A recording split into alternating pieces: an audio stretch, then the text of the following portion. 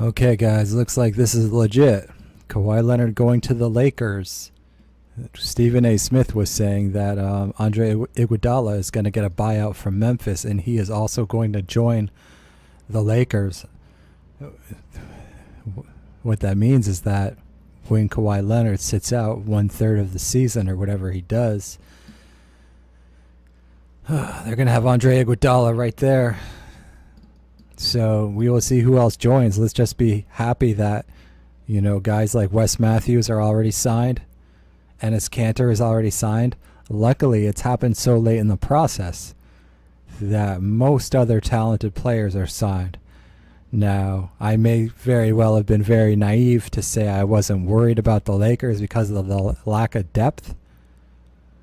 I may even be naive to assume that this is what's really going on. But this is the guy who said that Al Horford was going to the 76ers within about 15 minutes of Steve Bulpett announcing that Al Horford is not coming back to Boston. He was looking for a 4-year deal for big money, and it wasn't going to cut out what the Celtics were offering. This was like a week ago, And so let's see what the Lakers fans are saying. Yeah, they trust him. They believe him. He's right all the time. He also reported the Clippers were called by Kawhi and told thank you very much, but we're not going to sign with you, which meant it was down to two teams, the Lakers and the Raptors. We know that Kawhi would not have been going through all of this if he really intended to sign with the Raptors in the first place. So this all makes perfect sense. We got a legit insider telling us that they're just working out the details. And there's a lot of details because Kawhi Leonard is a pretty high maintenance guy these days. He'll get whatever he wants and then some. And it looks like they may very well put together a roster where at the very least they're winning 50% of their games that Kawhi Leonard sits. And if he's only sitting about 1/3 of those games and they're winning a hefty amount of the 2/3 of the games that he's playing, we're looking at a 55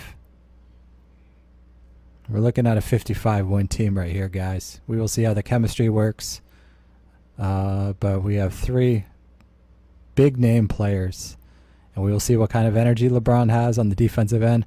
Again, I'm not really too worried about it. This doesn't strike me as nearly as dangerous as when Kevin Durant went to the Warriors and we all knew it was all over before it started, okay?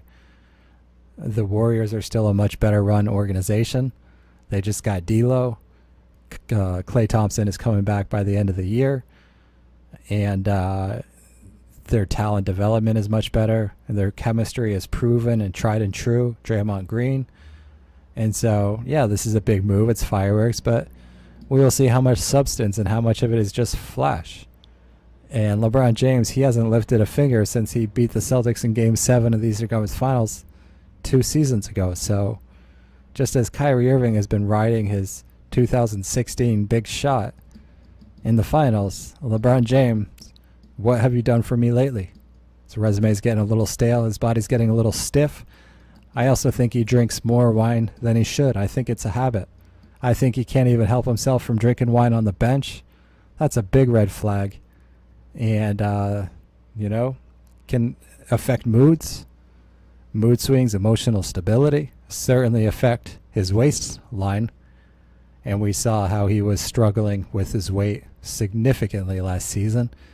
Maybe he goes through one more cycle of the special sauce. The human growth, happiness, or whatever it is he's going to do. He'll be juiced to the gills for this last run here. And we will see what kind of special sauce LeBron James introduces to Anthony Davis. But all 3 of these guys have major injury concerns. So much so that this announcement hasn't even been made yet because Kawhi Leonard is already negotiating to take 1/3 of the season off. And LeBron James, he never got injured, and then a major groin strain last year. We will see. He's the same age where all of a sudden he's pulling up. Oh, he's got a calf. Just like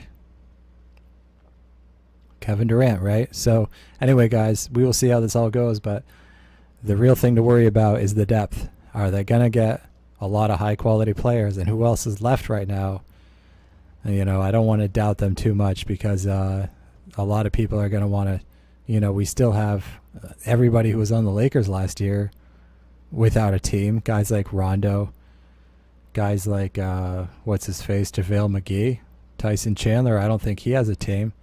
Anyway, we will see how this shapes up, but if they can put together a real roster of 15 NBA players or even 12, they're certainly going to push Kyrie Irving and the Brooklyn Nets. Just kidding. They're going to push the Raptors. The Raptors are still going to be just about as good, guys, I'm telling you. Kawhi Leonard imparted all the wisdom and example setting that he was going to do.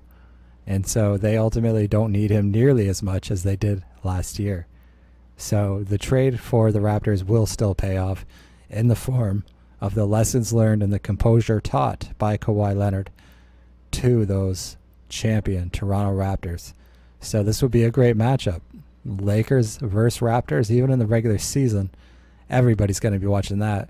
Two super teams, one without their star player. No hard feelings, but let's see what you got, Kawhi. Let's see what you're missing out on in Toronto, right? And you also got the Bucks, very good super team. You also got the 76ers, Al Horford and Joel Embiid and Ben Simmons and Josh Richardson and Matisse Thybulle.